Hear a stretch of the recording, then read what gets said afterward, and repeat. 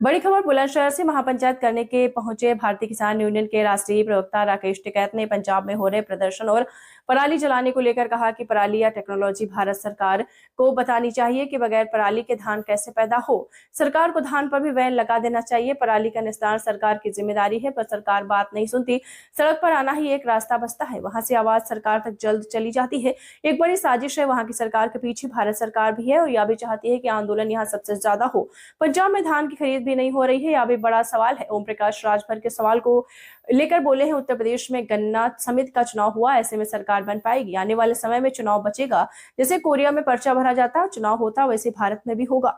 बुलंदशहर महापंचायत में आप आए हैं, क्या मुद्दे हैं? देखो, मुद्दे जो किसान के इशू हैं वो बिजली के इशू है, गन्ना भुगतान के हैं, एमएसपी गारंटी कानून का एक बड़ा सवाल देश में है। ये सारे इशू हैं हमारे, इन इशू के लिए हम यहाँ पर आ रहे।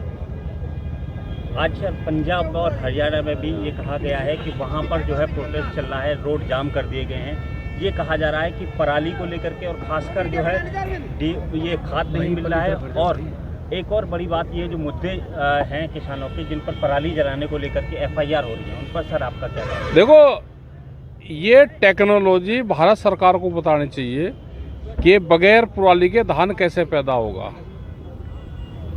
इस पे भी आप बैन लगा दो, धान पे भी इसका परमिट दो, बैन लगा दो धान पे।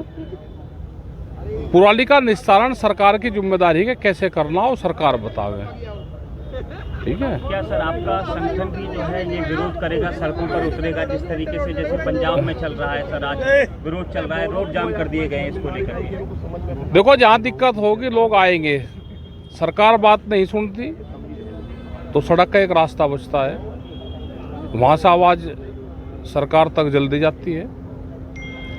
और एक बड़ी साजिश वहाँ की सरकार के पीछे तो भारत सरकार भी है, वो भी चाहती है कि आंदोलन यहाँ सबसे ज़्यादा हो, सरकार यहाँ की बदनाम हो, क्योंकि खरीद का वहाँ पे धान की खरीद भी नहीं हो रही, वो भी एक बड़ा सवाल है। सर, कल एक उत्तर प्रदेश के मंत्री आए थे, पंचायती राज मंत्री, उन्होंने कहा है कि 2027 में चुनाव ही नहीं होगा, यही सरकार बनेगी दोबारा। अब जब इतने भविष्यकारी करता है, बन जाएगी जैसे यहाँ गन्ना समिति में हो, यहाँ ऐसे ही हो जाएगी। आने वाले टाइम पे तो चुनाव बचेगा ही नहीं, यहाँ नाम का बचेगा। जैसे कोरिया में है, पर्चा तो भर जाता है, लोकतंत्र है, लेकिन चुनाव, इसको चुनाव कहोगे क्या जो चुनाव हो रहे हैं यहाँ पे? भारत में चुनाव है। अब वो ठीक कह रहा मंत्री, वो तो भविष्यवाणी कर रहे वे, उनकी जो प्लान है वो बता रहे हैं। उपचुनाव को लेकर के सर क्या कहेंगे? यूपी में उपचुनाव है 9 सीटों पर। ये तो ठीक ही रहेगा, उस चुनाव में दिक्कत नहीं करने के।